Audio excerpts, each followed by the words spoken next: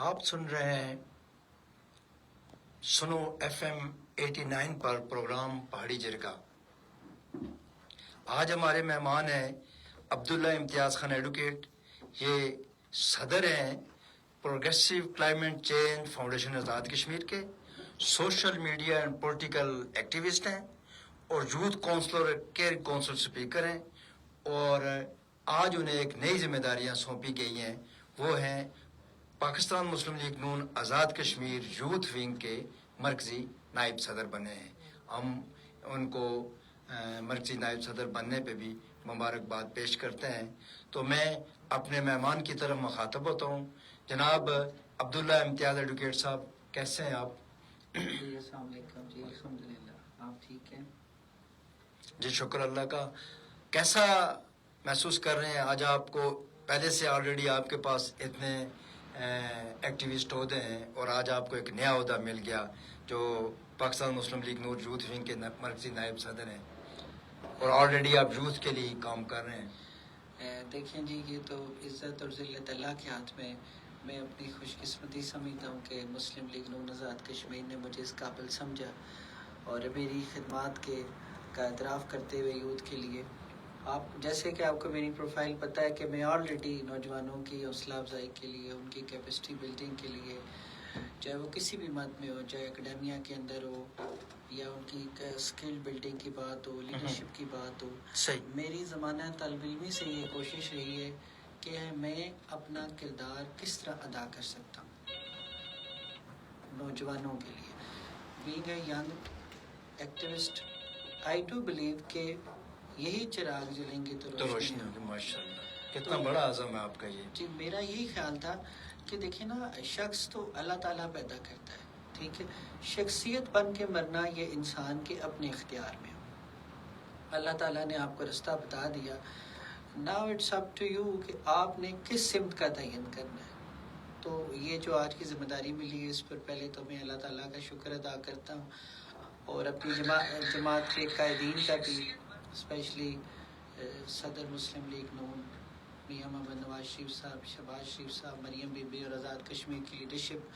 اور آج ایک یہ ذمہ داری کے ساتھ ایک عہدہ سے، مرکزی عہدے سے تو نوازا گیا، لیکن میں یہ سمجھتا ہوں کہ یہ ایک بڑی ذمہ داری بھی ہے کہ آپ نے اپنی پارٹی کے منشور کے مطابق، اور میرا یہ بلیو ہمیشہ سے رہا ہے کہ میں سوشلی تو کام کر رہا ہوں کہ پولیٹیکلی بھی نوجوانوں کے لیے ہم نے ان کی حوصلہ افزائی کرنی ہے، ان کی سیاسی جماعتوں کی طرف ان کو لانا ہے، اور یہی لوگ کل ایوانوں میں بیٹھ کے اپنے حصے کا کردار ادا کریں گے.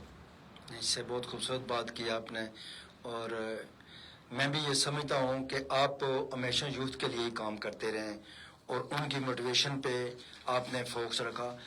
آج چونکہ یہ مہینہ اگست کا گزر رہا ہے اور اس ماہ میں جہاں ہماری خوشی کا موقع ہے وہیں ہمارے ساتھ ایک غمی کا موقع ہے. جو 5 اگست کو انڈین حکومت نے مقبوضہ کشمیر میں دفعہ 370 اور 35A کو ختم کر کے مقبوضہ کشمیر کو ایک جیتی جاگتی جیل میں تبدیل کر دیا.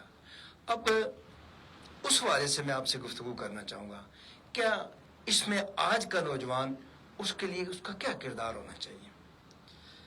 دیکھیں جی شاہد صاحب، میں تو آپ کے اس سنو FM 89.4 کے خدمات کو بھی سراہتا ہوں اور آپ کا مبارکباد دیتا ہوں کہ آپ لوگوں نے ہمیشہ ایک اسٹیٹ کاز کے لیے اپنا کردار ادا کیا. یقیناً آپ نے بہت اچھی بات کی، اس بات پہ دل دکھتا ہے. 5 اگست کو یوم اغتسال کے طور پر منایا جاتا ہے. اس کی اگر آپ کوئی بھی پہلو دیکھیں، لیگل دیکھیں، سوشل دیکھیں، انٹرنیشنل پہلو دیکھیں، 47 میں جب یہ تقسیم کا معاملہ ہوا، جب آزادی کا دور شروع ہوا، تو برطانوی سامراج جب ختم ہونے لگا تو مسلمانوں کو اپنی آزادی کی کرن نظر آئی. لیکن جس کے اندر پھر مکار دشمن نے اس وقت کے لارڈ میئر سے مل کر جس طرح سے دوبارہ سے ایک نیا قابض نظام لایا، جس کے تحت یہ آئین 35A اور 370 کا وجود آیا، جس کے تحت کشمیر کو اسپیشل سٹیٹس دیا گیا، ان کی شناخت کو تسلیم کیا گیا، اور ہر معاملے میں اس آئین کے تحت یہ نیت کی گئی کہ کوئی بھی معاملہ اگر ہوگا تو اس میں مقبوضہ کشمیر کی عوام کی رائے کی اہمیت ہوگی. لیکن اس کو ختم کر کے दुश्मन ने उनके बुनियादी हकूक़ को सलब सलब किया, किया, सही ठीक कहा। है, जिसकी पूरी दुनिया में मजम्मत हुई और सिक्योरिटी काउंसिल से रिकगनाइज चीज़ों को दुश्मन ने इनकार करने की कोशिश की और उसकी पजीराई भी नहीं हुई। अब इसमें नौजवानों का क्या किरदार है? शाहिद साहब, अगर आप अक़वाम मुत्तहिदा की या दुनिया की तारीख उठा के देखें तो किसी भी मुल्क में हम नौजवानों को उसकी बैकबोन समझते हैं, ठीक है, चाहे वो इकनॉमिकली हो, सोशली। हम कहते हैं कि कल इन्हीं नौजवानों पर रियासत का बोझ है। हाँ, वो इलामा इकबाल ने कहा कि मोहब्बत मुझे उन जवानों से है जो सतारों पे डालते हैं कमर। तो देखें ना, अगर आप फिलोसफिकली देखें, पोइट्री के पर्सपेक्टिव से देखें, तो इन्हीं नौजवानों ने निकल के रियासत में किरदार अदा करना है। अब किरदार क्या होगा? आपने सबसे पहले अपनी रियासत को रखना है, ना आपकी सियासत पहले, ना आपके मफादात पहले। ज़रूरत इस बल्कि अपना आप भी पहले नहीं हो सकता। आपने अपनी ज़ात को भी निगलेक्ट करते हुए, अपने इंडिविजुअल बेनिफिट्स को नज़रअंदाज करते हुए रियासत की ताफ़ुज़ की बात करनी है। आईने पाकिस्तान का ताफ़ुज़ और आईने आज़ाद कश्मीर का ताफ़ुज़, इस तहरीक का ताफ़ुज़, ये हम सब की अखलाकी भी ज़िम्मेदारी है और एक रिस्पॉन्सिबल सिटीज़न की हैसियत से भी हमारी ज़िम्मेदारी है। तो अब इस रियासत के नज़रिए को भी महफूज हम ही नौजवानों ने करना है। तो चाहे वो सोशली और पॉलिटिकली, हर पहलू पे इन्हीं नौजवानों ने किरदार भी अदा करना है। अगर आप लीडिंग देखें ना, नौजवान हमेशा कहते हैं कि हमारे राइट्स हैं, अगर हम लीड करना चाहते हैं तो आप पे फिर एट द सेम टाइम आपके ऊपर ये जिम्मेदारी भी आती है। मैं तो हमेशा ये कहता हूँ कि रिस्पॉन्सिबिलिटी बिकम्स बिफोर फ्रीडम। आपके ऊपर जिम्मेदारी पहले आती है आज़ादी से। तो अगर हमने अपने कंधों पे ये बोझ जिम्मेदारी से ना उठाया तो आप यकीन रखें कि एक दिन दुश्मन हम पे यहाँ भी काबज़ होगा। तो नौजवानों को किरदार अदा करना होगा। ये आपने बहुत ज़बरदस्त बात की कि तमीर वतन में यूथ का किरदार जो है वो अपने आप से भी पहले मुल्क और मिलत की सलामती और उसके लिए है। अच्छा, जहाँ यूथ का किरदार है तमीर वतन के लिए, वहाँ यूथ को भी कुछ ऐसे मामला चाहिए, मसलन उसको तालीम और इल्म के फ़रोग करके उसमें अपने आप को बेहतर अंदाज में पेश करना चाहिए। इस बारे में आपका क्या ख्याल है? यानी एक बेहतरीन पढ़ा लिखा बाहुनर नौजवान क्या मुल्क और मिलत के लिए एक कामयाब इंसान नहीं होगा? देखिए शाहिद साहब, जहाँ हम नौजवानों की जिम्मेदारियों की बात करते हैं, पैरेलली उनके राइट्स की बात भी आती है। रियासत और हुकूमत की ये जिम्मेदारी है कि वो नौजवानों के लिए अपॉर्चुनिटीज़ क्रिएट करें। आप उनके लिए अपॉर्चुनिटीज़ क्रिएट करेंगे तो वह रियासत में रुकेंगे।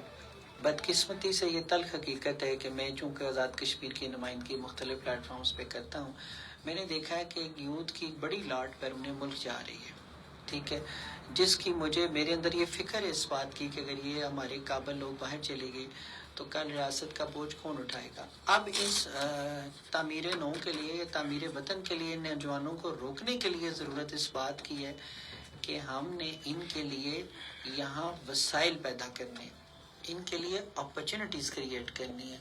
आप इनको अपॉर्चुनिटीज़ देंगे, आईटी अपॉर्चुनिटीज़ का क्या मामला में लाया जाए। आज़ाद कश्मीर में इंडस्ट्री कोई नहीं लग सकती, हमारे लैंड के मसाइल हैं, लैंड होल्डिंग के मसाइल हैं। हालांकि हमारा बिजली का निज़ाम जो इतना सस्ता निज़ाम है, उस वजह से तो हमें इंडस्ट्री की तरफ जाना चाहिए। बनिस्बत पाकिस्तान में अगर आप जाएंगे तो वहाँ बिजली बहुत महंगी है, हम कम कीमत पे अच्छी चीज़ बना सकते हैं। इस तरफ अगर नौजवान अपना आप को राग़िब करें, माइक्रो और मैक्रो फाइनेंस हुकूमत को लाने चाहिए नौजवानों के लिए। आईटी इंडस्ट्री की ज़रूरत इसलिए है कि हमारे जो नौजवान बेरोज़गार हैं उनके अंदर साइकोलॉजिकली जो प्रेशर है, आपने आज़ाद कश्मीर का रिकॉर्ड उठा के देखा है कि इस वक्त हमारे कितने सुसाइडल केसेस हैं। उसकी आप पस मंज़र में जाएं तो वसाइल और अपॉर्चुनिटीज़ के फुकदान होने की वजह से रियासत अब ये बोझ नहीं उठा सकती कि हमने इस रवायती कल्चर को ख़त्म करना होगा। ये जो हम कहते हैं कि हमारा नौजवान ग्रेजुएट हो जाए तो जाके गवर्नमेंट जॉब की तरफ जाए, गवर्नमेंट के वसाइल नहीं है। आपने इनको अपने सोशली इकनॉमिकली इनको अगर इंडिपेंडेंट बनाना है तो आप इनको आईटी इंडस्ट्रीज़ बनाएंगे, वोकेशनल सेंटर्स को बहाल किया जाए, टेक्निकल इंस्टीट्यूट्स को, और बिलखसूस गवर्नमेंट ऑफ आज़ाद कश्मीर टेप्टा को वसाइल फराहम करे जिसके तहत मॉडर्न और अपडेटेड कोर्सेज करवाए जाएं ताकि हम इंटरनेशनली दुनिया से कम्पीट कर सकें। बेरोज़गारी ख़त्म करने का एक ही हल है कि हम दुनिया में, अगर आप पावर रेवोल्यूशन की हिस्ट्री उठा के देखें, उसके 5 अहम निकात थे। अगर आप माजी में जाएं تو ہنٹرز کا زمانہ تھا جب شکار کے ذریعے ہاں، ضرورت پوری روزگار کی جاتی تھی. ضرورت پوری کی جاتی تھی. Then comes agricultural revolution. زراعت کے ذریعے آپ کی ضرورتیں پوری کی جاتی تھی. With the passage of time جب ہاں، وقت دیکھیں نا اس وقت بھی یہ تھا کہ آپ اگر زراعت میں ہیں تو میں کپڑا بن رہا ہوں، دوسرا جوتیاں بنا رہا ہے، تو وہ آپس میں بجائے کرنسی کے وہ وہیں پہ ایکسچینج کرتے تھے. وقت کی ساتھ یعنی میں اپنا اناج دے رہا ہوں تو آپ مجھے کپڑا دے رہے ہیں، وہ جوتیاں دے رہا ہے، یعنی بنیادی ضرورت کی ساری چیزیں ہم اسی سرکل میں لے رہے تھے. وقت کی ساتھ بدلی اور ایگریکلچر ریولوشن سے ہم انڈسٹری ریولوشن کی طرف آئے. صحیح ہو گیا. گرے ایریا میں شامل. انڈسٹری ریولوشن سے ہم آگے آئی ٹی ریولوشن میں. وقت نے پھر بدلا. آج ہم اے آئی ریولوشن کے اندر ہیں. دنیا کی تاریخ ہٹا کے آپ دیکھیں، میں جہاں بھی آزاد کشمیر کے جامعات میں جاتا ہوں میں ہمیشہ یہ کہتا ہوں کہ دنیا نے اے آئی کو اپنا اسسٹنس بنایا، اپنا ہیلپر بنایا. ہمارے نوجوان اے آئی کے ہیلپر بن کے، اے آئی کے اسسٹنٹ بن کے ہمارے دماغ زنگ لگنے. اب دیکھیں نا، یہ نوجوانوں کی ذمہ داری ہے کہ وہ اے آئی کا پراپر استعمال کس طرح کریں. اگر ہم ٹیکنالوجی سے فائدہ نہیں اٹھائیں گے تو ہم ورلڈ وائڈ یا ورلڈ اکنامکس یا ورلڈ پالیٹکس میں کبھی کامیاب نہیں ہو سکیں گے. صحیح کہا آپ نے. صحیح، یہ تو بہت زبردست بات کی ہے. جس طرح آپ نے کہا نا مائکرو فنانس اور اس کا، حکومت نے ابھی ایک اسکیم لانچ کی ہے، وہ ہے بلا سود قرضوں کی، لیکن اس کی شفافیت پہ اگر زیادہ کنٹرول کیا جائے، ان لوگوں کو دیا جائے جو بنیادی طور پہ کوئی نہ کوئی ایسا پروجیکٹ چلا رہے ہیں جس سے وہ 5-7 بندوں کو روزگار دے رہے ہیں. ایک تو ان کا چولہا چلے گا، اس بندے کو انکم ہوگی، اور وہ پیسے جو ہوگی وہ واپس ریٹرن بینک کو کریں گے، اور ان کا ایک سرکل برابر ہوگا، اور قرض لینے والا بھی جو ہے وہ مستحکم ہو جائے گا. اگر یہ کام بہتر انداز میں چل سکتا ہے تو نوجوانوں کے لیے ایک بڑی اپرچونیٹی ہے، اس سے ان سے فائدہ اٹھانا چاہیے. اچھا، جہاں آپ اپرچونیٹی کی بات کرتے ہیں وہاں میں کہوں گا کہ نوجوانوں کی جو سوچ ہے وہ بڑی اس میں ایک میٹر کرتی ہے کسی تعمیری ملت میں. یعنی ان کی سوچ ملی یکجہتی والی ہونی چاہیے، قومی یکجہتی والی ہونی چاہیے، اجتماعی ہونی چاہیے. اس بارے میں آپ کا کیا ویوز ہے؟ دیکھیں نا، آپ کی تربیت کا آپ کی زندگی میں بڑا کردار ہوتا ہے کسی بھی نوجوان کی، کہ اس کا براٹ اپ یا گرومنگ کیسی ہوئی ہے. ہم یہ سمجھتے ہیں کہ میں عام آدمی کی بات کروں گا، ہم یہ سمجھتے ہیں کہ کسی بھی نوجوان کی تربیت میں اس کے والدین، اس کے گھریلو ماحول اور پھر تعلیمی اداروں کا بڑا کردار ہوتا ہے. صحیح ہے. آپ تعلیمی اداروں کی طرف اگر جائیں تو کیریئر کاؤنسلنگ کا فقدان ہے. ٹھیک ہے، 3 اہم سٹیجز ایجوکیشن کے: پرائمری، سیکنڈری اور ہائر ایجوکیشن. دنیا کا فارمولہ اٹھا کے دیکھیں، دنیا میں پرائمری ایجوکیشن پر PhD ڈاکٹریٹس کو اپوائنٹ کیا جاتا ہے. وجہ کیا ہے اس کی؟ کہ آپ کے بچے کی، نوجوان کی کریٹیوٹی اس کے پرائمری لیول پر نظر آتی ہے. ہمارا نظام تعلیم یہ ہے کہ ہم پرائمری ٹیچر کسی FA یا میٹرک پاس کی ایلیجبلٹی کرائٹیریا رکھتے ہیں. مجھے آپ یہ بتائیں، آپ ہائر لیول پہ جا کے اس نوجوان سے کیا تخلیقی صلاحیت نکالیں گے جب اس کی کیریئر کاؤنسلنگ ہی نہیں ہوئی؟ آپ کا بچہ FSC میں جا کے پاس ہونے کے بعد اپنے نمبروں کی بنیاد پہ یہ فیصلہ کرتا ہے کہ میں نے کس فیلڈ میں جانا ہے. اب اس کا نقصان کیا ہوا؟ اس کو جس ڈپارٹمنٹ میں بھی ایڈمیشن مل گیا، 4 سال بعد بچے کو پتا چلا میں ریلیونٹ فیلڈ میں ہوں، آگے وہ کام ہی نہیں. ریلیونٹ فیلڈ میں نسل تباہ ہوئی. تو تعمیر وطن کی سوچ انکنکلیٹ کرنے کے لیے جامعات کو کردار ادا کرنا ہوگا، تعلیمی اداروں کو بھی، اور ہمارے ان پیرنٹنگ میں دیکھیں نا بہت سی باتیں آ جاتی ہیں. پیرنٹنگ میں اگر آپ WHA کے ریکارڈز اٹھا کے دیکھیں، ورلڈ ہیلتھ آرگنائزیشن کے، UN کے گرافز کے مطابق ایڈولسنس ایج جو ہوتی ہے نا، وہ آپ کی 9 سال سے 13 سال کے درمیان کی عمر ہوتی ہے، جس میں بچے کی ذہنی نشو و نما کی ضرورت ہے. آپ کی نیوٹریشن اور ڈائٹ آپ کے کھانے سے مکمل نہیں ہوتی، آپ کی پیرنٹنگ کا بڑا کردار ہوتا ہے. ایڈولسنس ایج کا ہمیں پتہ ہی نہیں چلتا. ہم بچے کو 20 سال تک چھوٹا بچہ سمجھتے ہیں. آپ کا بچہ 9 سال سے 13 سال کے بیچ یہ ورلڈ وائڈ ریکگنائزڈ ایج ہے. ایڈولسنس ایج میں بچے کی تعمیر دماغ کی تعمیر ہونا ضروری ہے. اگر آپ بچے کو بتائیں گے، اگر اس کے پیرنٹس اس کے سامنے ریاست کے تحفظ کی بات کریں گے تو بچہ کبھی انتہا کے فورم کا استعمال نہیں کرے گا. ضرورت اس عمر کی ہے کہ ہم جس طرح بچوں کی باقی تربیت کرتے ہیں کہ آپ نے تعلیم حاصل کرنی ہے، آپ ریاست سے محبت کا سبب. بہت خوبصورت بات کی. नाजरीन, इस वक्त तक हम सोशल मीडिया पे भी मौजूद थे, लेकिन अब हमारे प्रोग्राम का दूसरा हिस्सा जो सुनो फ्रिक्वेंसी पे चलेगा उसकी तरफ जाते हैं और हम एक लेते हैं ब्रेक, और ब्रेक के बाद दोबारा हम हाजिर होंगे और मैं इसके बाद हम ब्रेक लेते हैं और इंशाल्लाह अब्दुल्ला एडवोकेट साहब, इम्तियाज़ अब्दुल्ला एडवोकेट के साहब से गुफ्तगू हमारी जारी रहेगी।